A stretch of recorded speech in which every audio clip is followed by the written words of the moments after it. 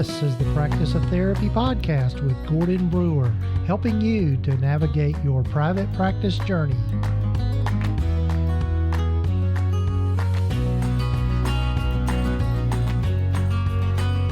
This is session number 104 of the Practice of Therapy podcast. Hello, folks. I'm Gordon Brewer. So glad you've joined me for the podcast.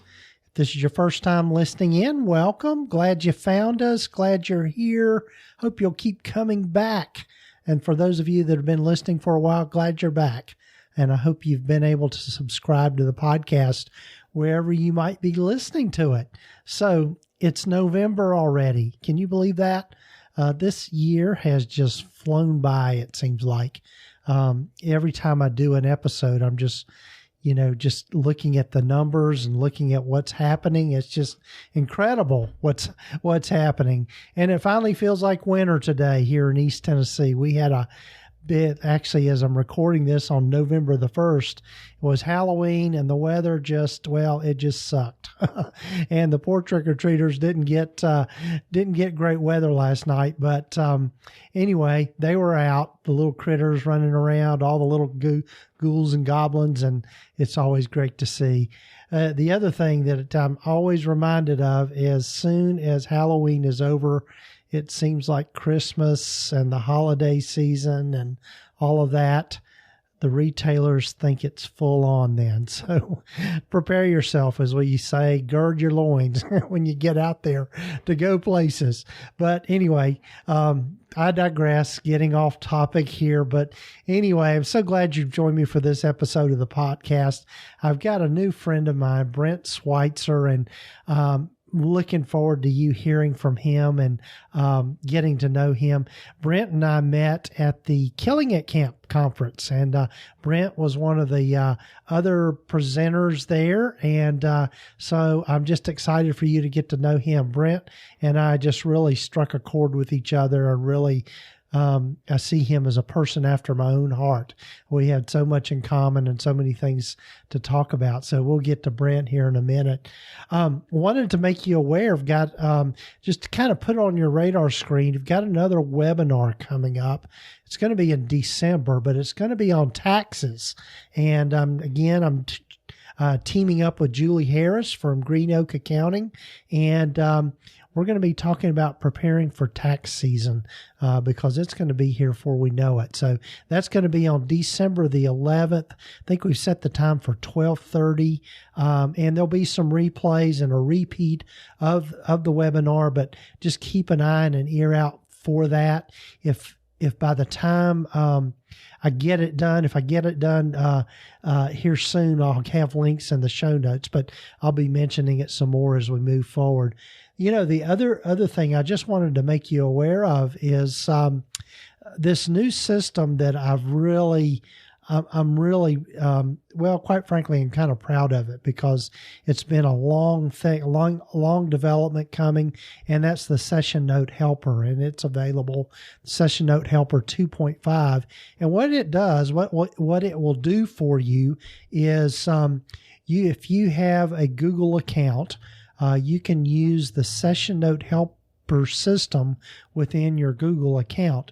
So it's a template of a Google form, and you go down and you check off what you've done in your therapy session or counseling session, and just check off all the things that you've done.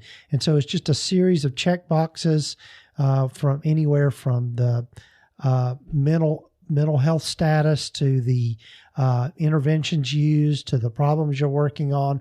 All of those things are just kind of in checkbox form. You check all of that off. When you get to the end of it, you click submit, and it automatically creates a narrative session note. And then you can take that narrative, which it produces it in a Google Doc. You can take that and edit it more if you want to. But what the system does is just drastically reduces the time that it takes to write a session note, particularly if you like to go into a lot of detail in your session notes.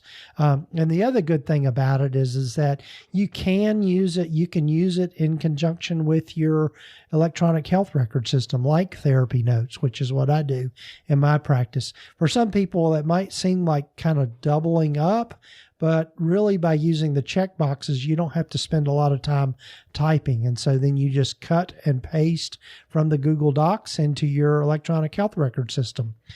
So anyway, it's available out there. And if you'll go to sessionnotehelper.com, just that URL, you can take a look at it, and you can actually try it for 30 days.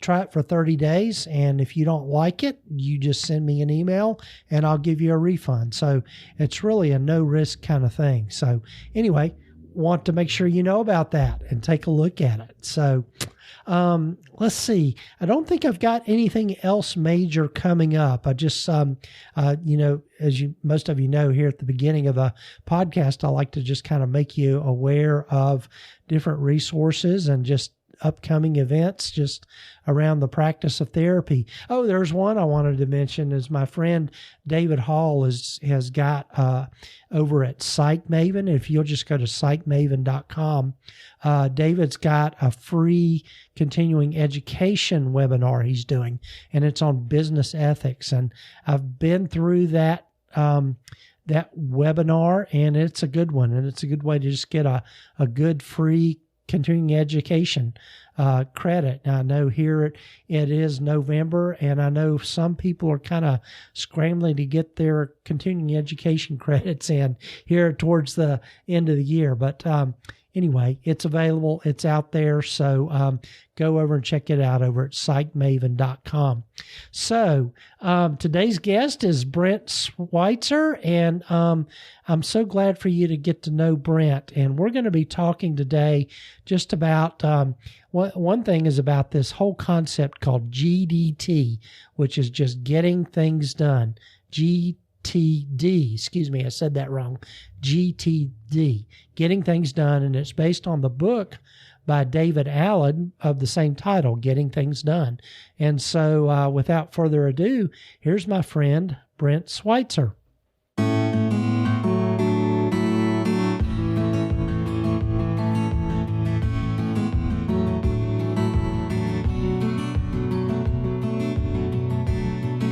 Hello, everyone, and welcome again to the Practice of Therapy podcast. And I'm so excited today to have Brent Sweitzer with me.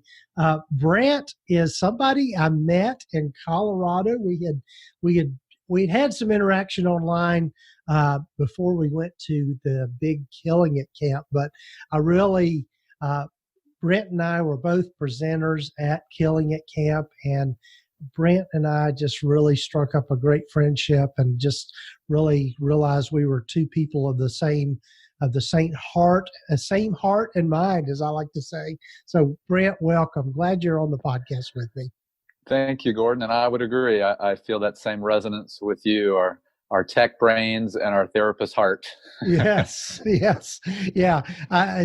Brent has worked in the tech field, and I'll let you tell more about that. So I know, as I like to say, Brent, I know just enough technology to be dangerous. So I have to be careful with all of that. But Brent, welcome.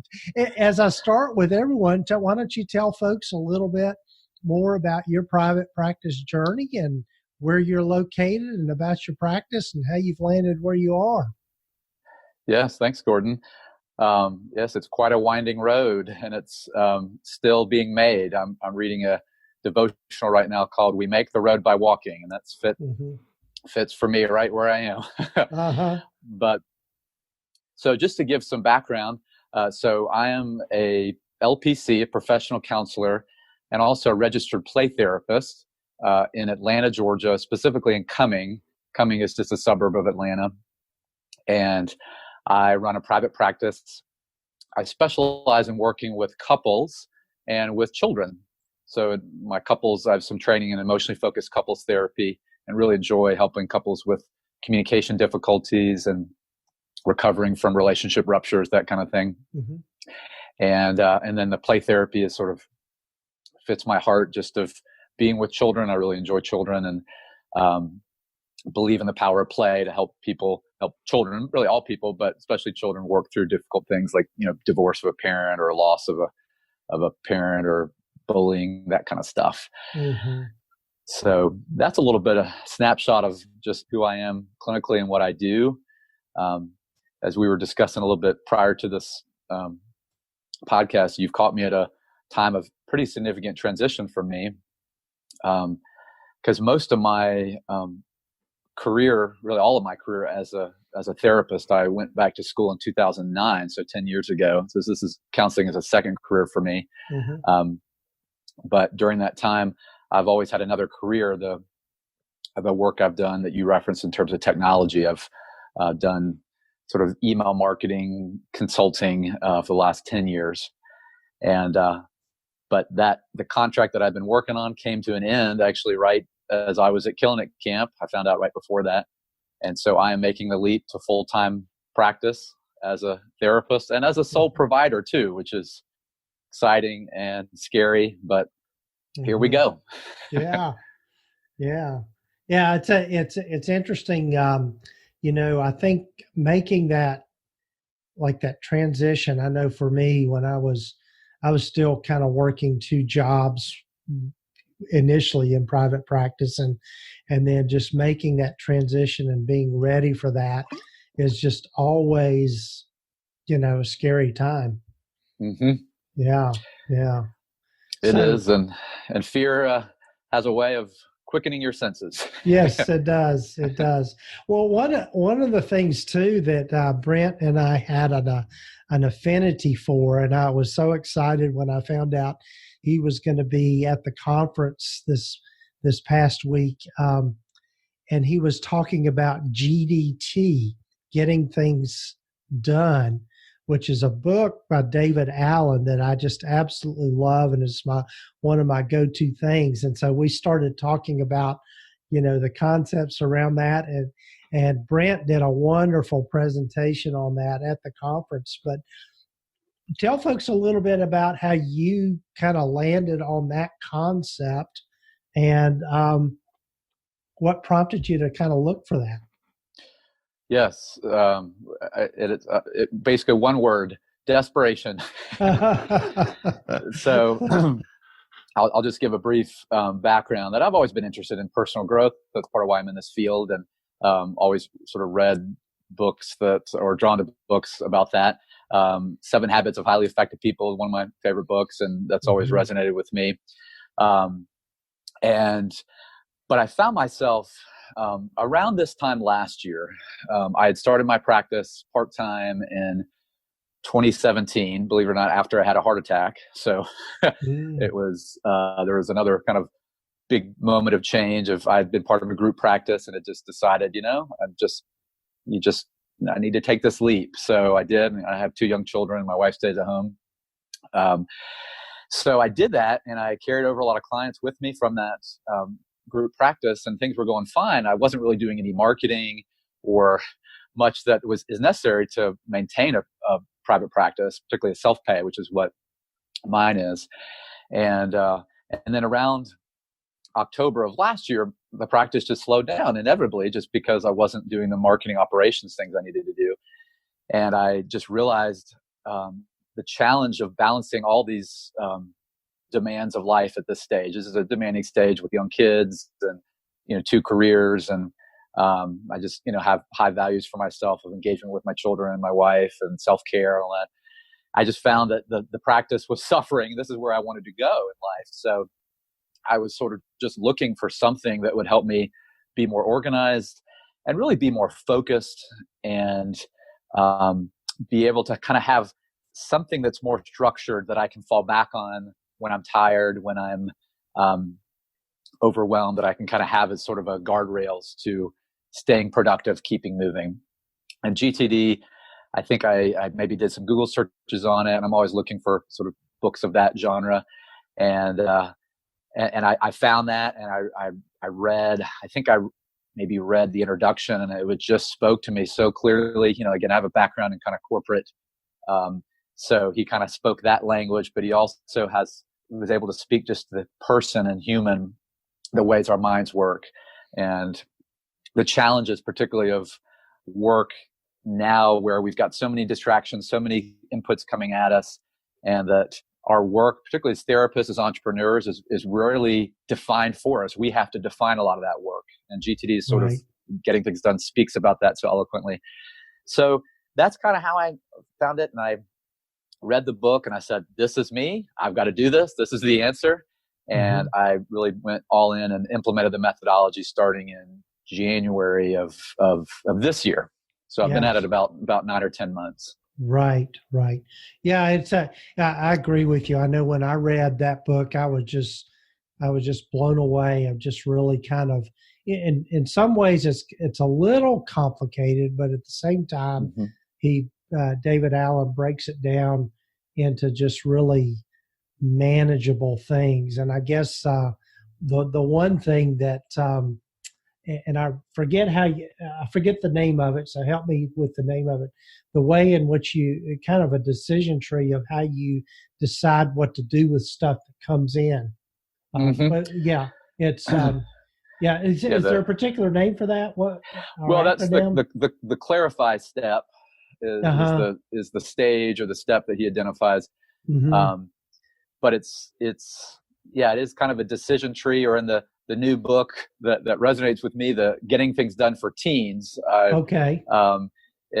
Since I work with children and a child at heart, maybe I'm always looking for things that simplify complex concepts down to things that are just sort of like a child or an adolescent can understand. And so in that book, they say it's sort of the transformer tool.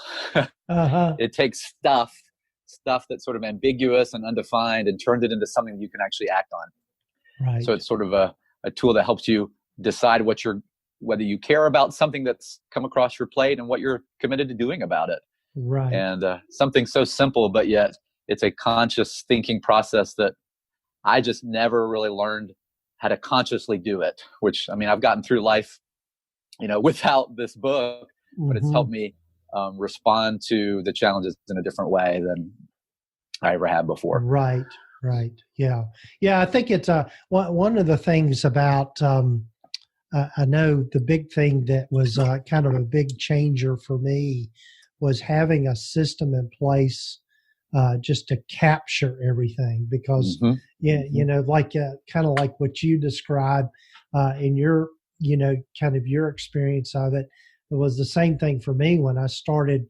Really, my practice was growing, and I was starting to have much more things to juggle.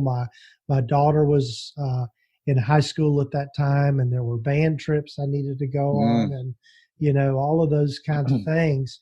And I realized, in particularly, like just even with email, there were things that were just falling through the cracks, and I dropped the ball on some things. And it just send up, just gives you this sense of anxiety and and all of that. And so that's when I decided, okay, I need to, just like you, I started Googling stuff and looking up stuff on time management and how to better do that.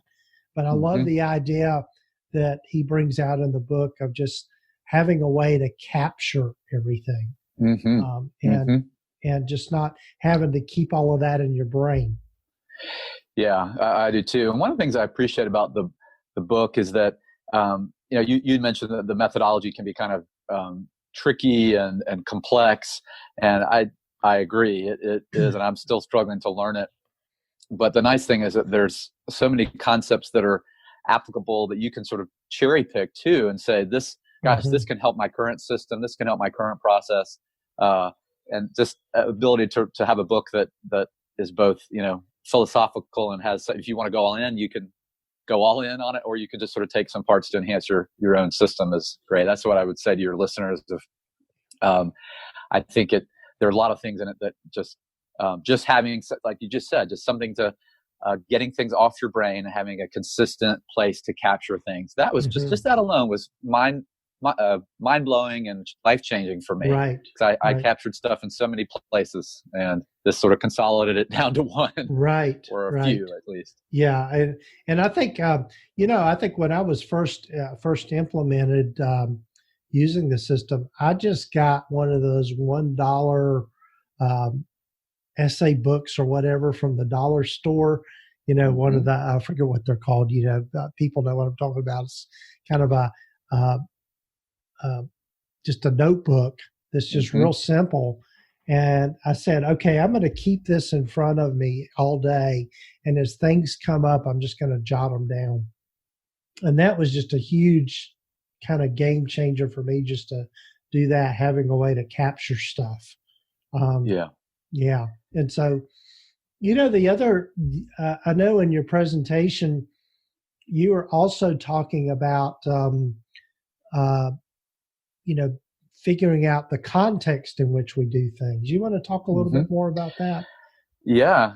Well, it's interesting because, like any, I think, meaningful philosophy or approach, there's layers to it.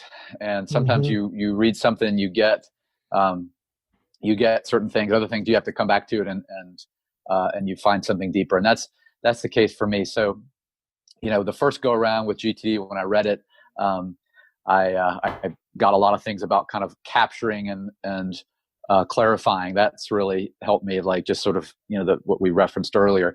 But the second time when I was prepared for this presentation at Killing It Camp, and again, this book, this for teens, I really going to promote it. The David Allen book is great, but the teen book is even, I think, better because it's simpler. Yeah. For people that are maybe just like, if they didn't resonate with the book the first time, check out the teens book. But the thing about context that's so powerful is like, okay, say you've got your shopping list, or you've got your to-do list for today. But a lot of times, most of us that have lists, there's things on that list that we can only do either in certain places, like I have to be running errands to do that, or I have to be by a phone, or I have to be by my computer to email. So that's one sort of example of context, is just literally where you are. But the thing that got deeper for me through this second time was the other ways of thinking about context. One of them is sort of how much time do you have available? So imagine having a list of things that you can do when you have a spare 10, 15 minutes between sessions, or when you're waiting in line at the DMV or something like that, to have a list of things you've already decided. And you say, this task is important. It's probably going to take me about 15 minutes. And imagine having that list ready when you've got that 15 minutes available. That's been a real change for me, or rounding the corner of getting it, because one of the things that GTD, I guess, is about, or it's about efficiency, and not in a cold kind of way, but recognizing that we only have 24 hours in the day and we only have so much energy. And so you don't necessarily have to just throw up your hands and say, I guess I'm only going to get certain things done. There are certain things you can get done when you're tired, or when you're at the end of the day and you only can do like mindless things. But GTD helps you sort of know what those things are, so they're readily accessible as a reminder to tell you, oh, well, why don't you work on this thing that's sort of mindless? And you can keep moving even when you're maybe spent. You couldn't like write War and Peace, or you couldn't write that blog that or something that takes more brain power, but you could do something to kind of keep your life moving. Right. Yeah. And that is a concept that was just huge for me. And just recognizing, really what is my energy level to do different tasks. And one of the things I've figured out for myself is just, when there are a lot of kind of tasks that I don't necessarily enjoy doing, but they're necessary tasks. And it's, I think like, documentation for session notes and that sort of thing is not something that I just look forward to doing. And it's not something that necessarily energizes me. So I realized I need to do those things at a time when my energy level is high, because I can get it done quicker when my energy Mm-hmm. level is high. So I've Mm-hmm. learned that, if I'm going to tackle, doing treatment plans or session notes or that sort of thing, I need to do that in the morning when my energy level is higher. And I get, and it ends up being just much more efficient to do it that way. Yeah.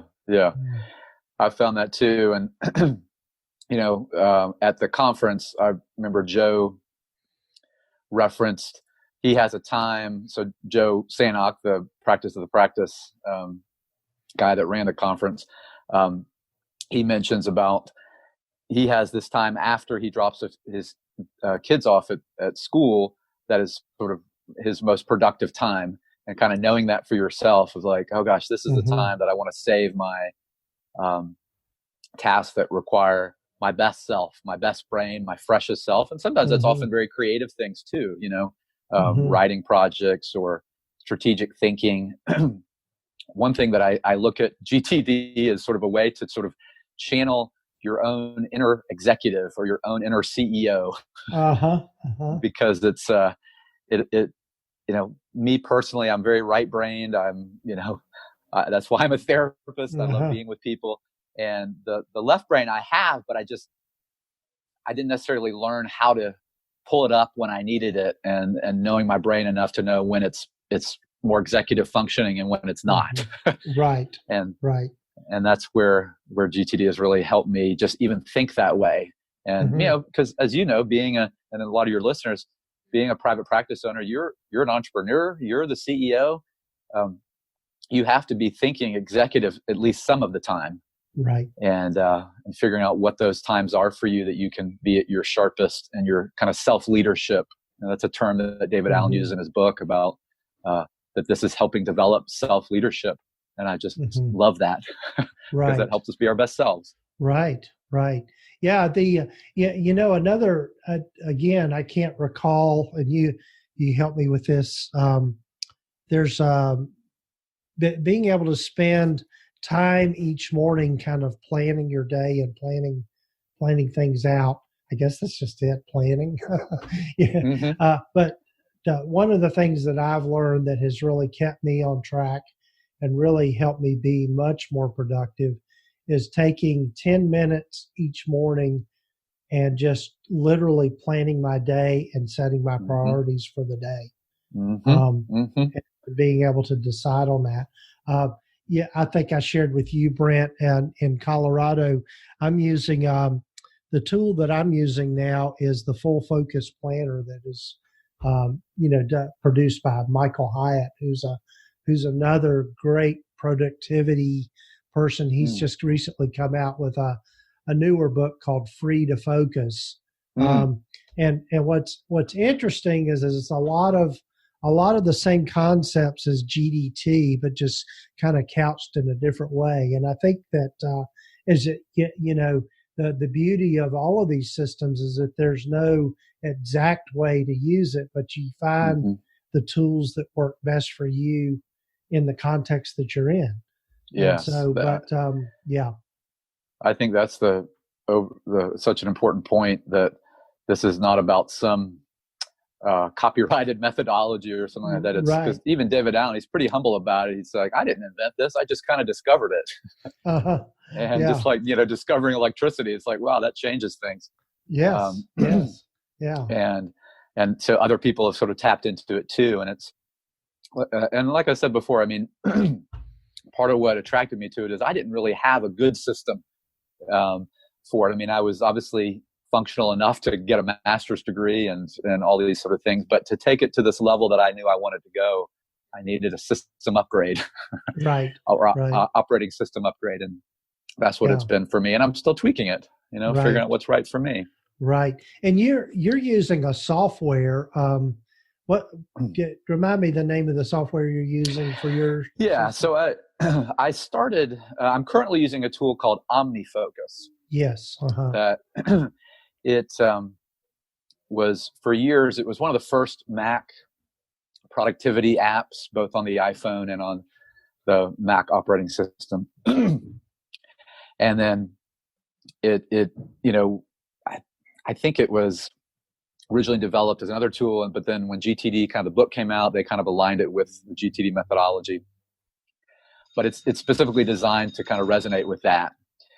And one of the reasons that I chose it is I started using Trello, which is a great tool. Yeah. But for me, it wasn't built from the ground up for the GTD methodology. And I was really committed to, I'm going to try this. I'm going to really, so I was like, all right, let me spend some money to get a tool that's sort of built for this and see how it goes. And so far it's going well.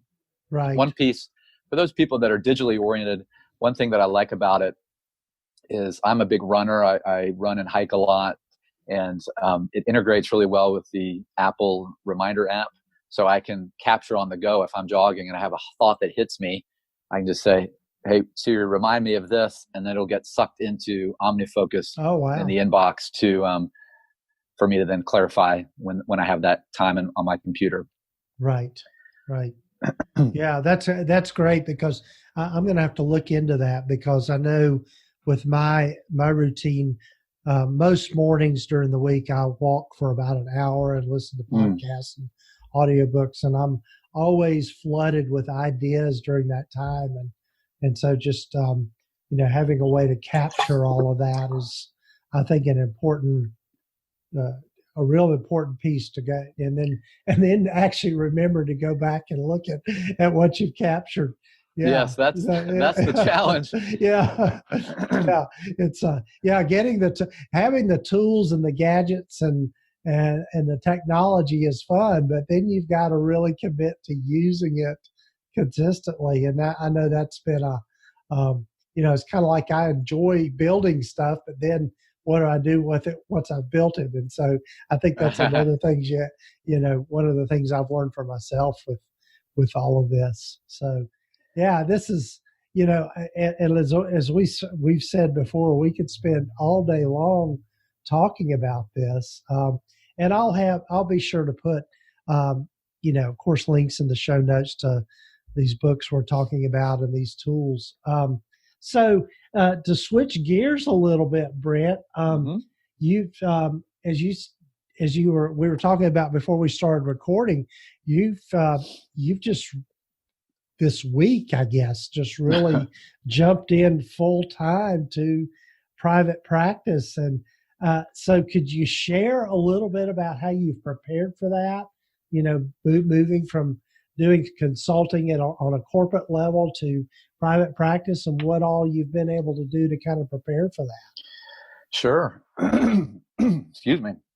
I got to clear my throat to get my thoughts clear, because this is so important for me right now.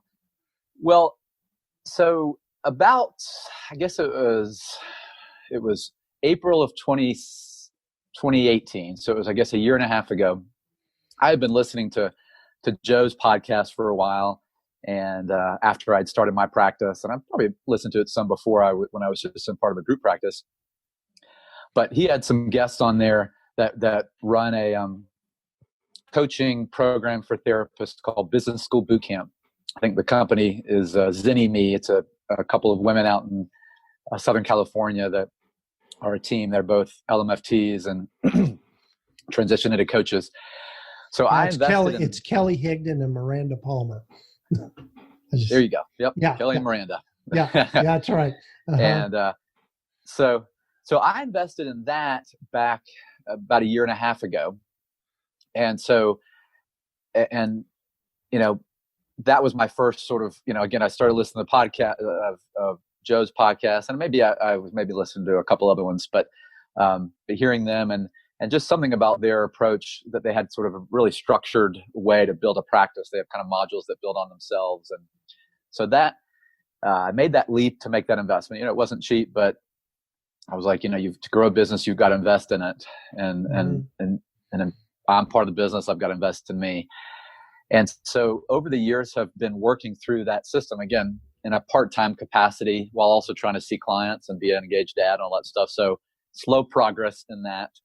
And then also when I went through that, I was like, well, I'd like, even more support. So I joined Joe's Next Level Practice for a time and got some help from that. And, but I think all along the way, I've sort of realized, and again, also developed, learned GTD through that. All along the way, I've realized that the time and energy and bandwidth it takes to grow, particularly a self-pay practice where you really have to develop the marketing and the referral habits, the referral building habits of meeting with people in the community and developing content, really realizing through this that that's in a way, kind of a part-time job in itself, just the marketing and building of the practice. And so, part of my mind was,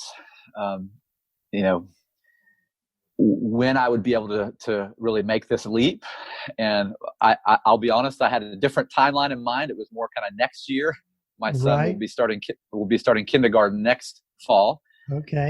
But life and God and the universe don't always go with your timing.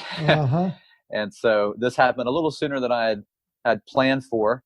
But I also, made the decision that I had enough knowledge, I had enough experience. I just had to I needed time and focus to put it all into practice what I knew. And sort of just really put the foot on the accelerator of marketing my practice, marketing me, getting out in the community, developing content.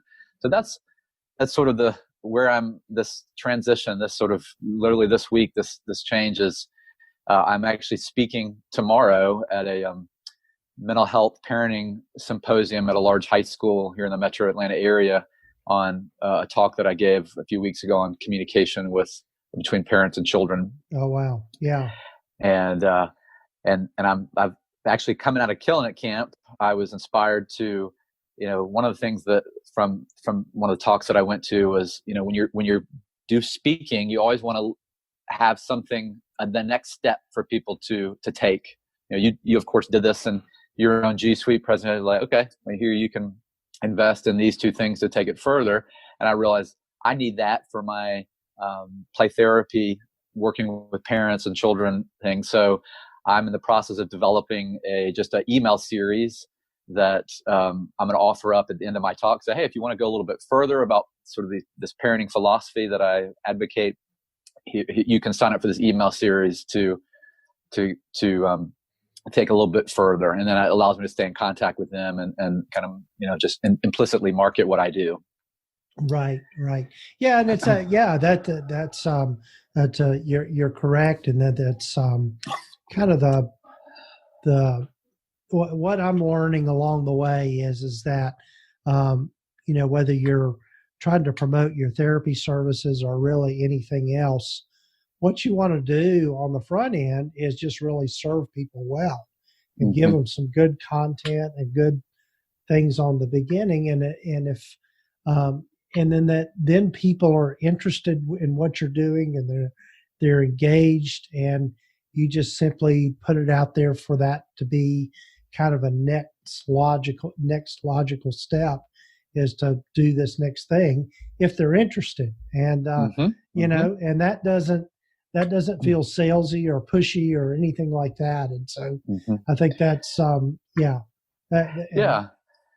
It resonates with me too. One of the things that the Kelly Miranda helped me with in terms of their approach is giving people a choice, empowering them. There's, the difference between, one of the things I think the counseling profession or the mental health that we really value is choice and empowerment. And this can be done in such an empowering way. It's like, oh, if you want to take this further, here's what you would do in terms of, this piece of content or working with me. And the other piece of it too, that's spoke with me too is, the ethical mandate for, various mental health professions of giving back to the community.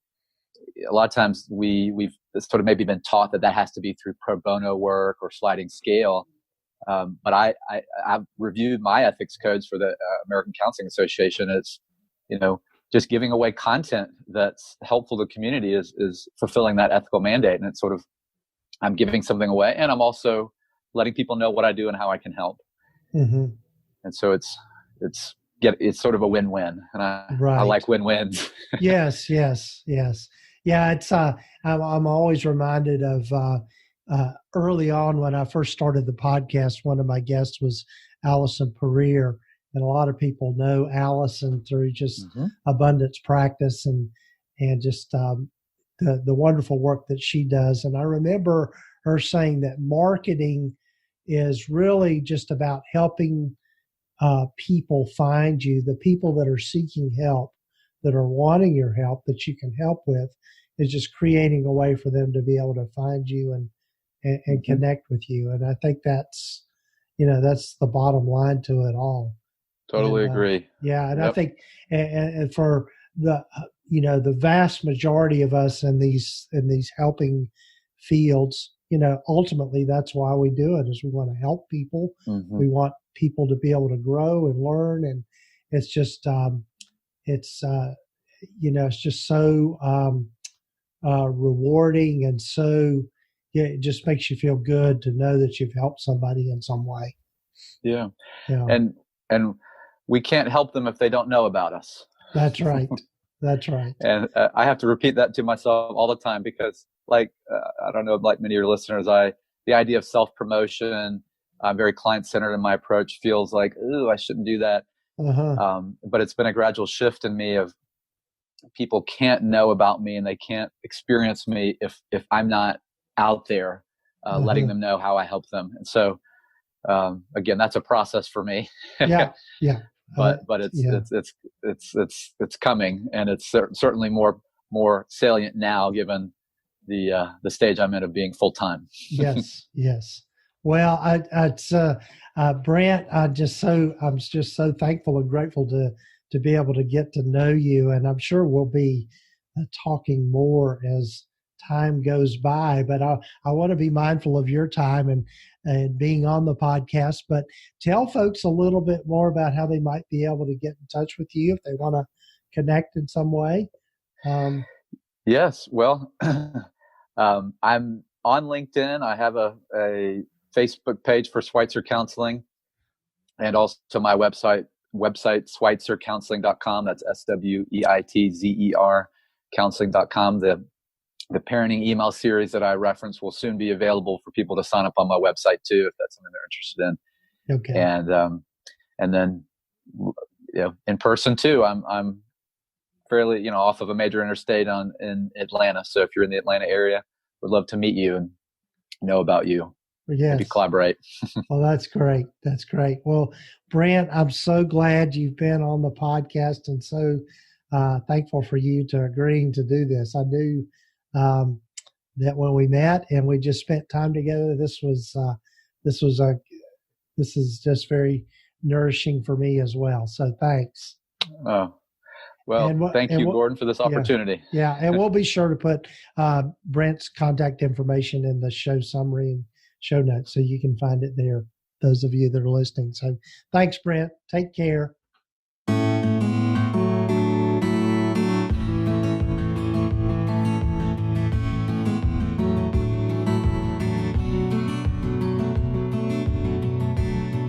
Well, I hope you enjoyed hearing from Brent.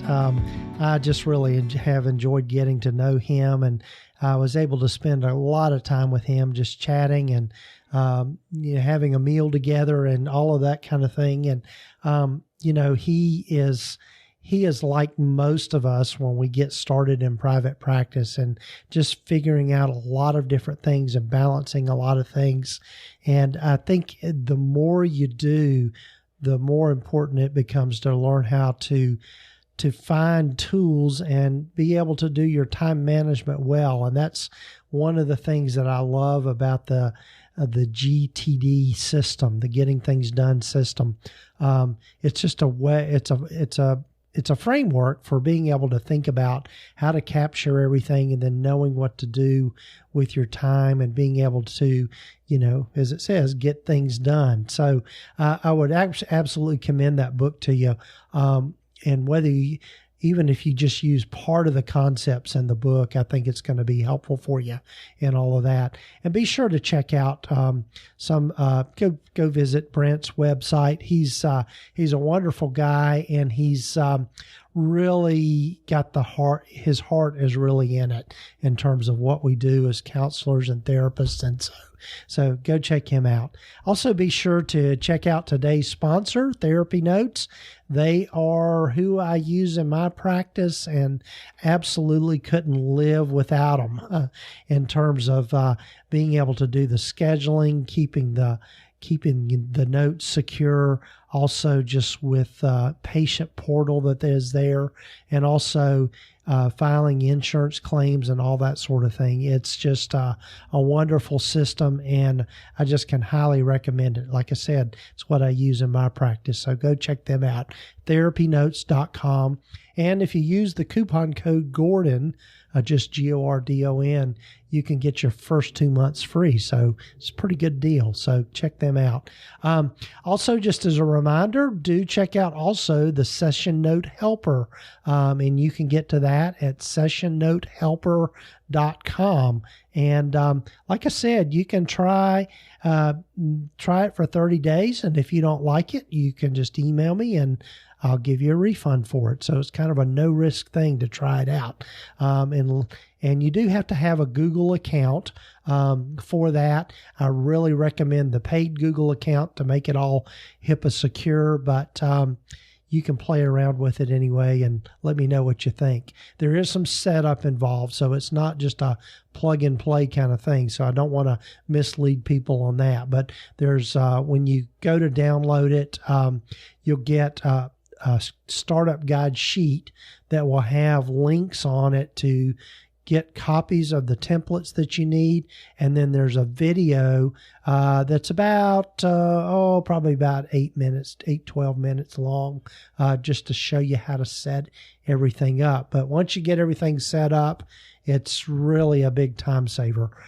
Do a little work on the front end, and I think you'll be pleased with it. So be sure to check that out. So I hope you have a good rest of your weekend, whenever you might be listening to the podcast. And we've made it to November, and the holiday season is upon us. And so have a good one. Enjoy your time. Take care, folks.